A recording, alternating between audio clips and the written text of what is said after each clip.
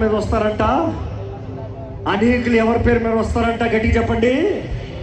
ఈరోజు దుఃఖకరమైన విషయం అదే. అనేక మంది యేసు ప్రభు పేరు పెట్టుకుని వస్తారంట.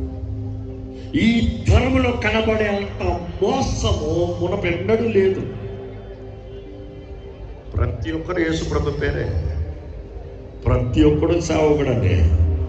నేను సేవకుడు, నిజమైన దేవుడు సేవకుడు నేను కించపరుస్తున్నా.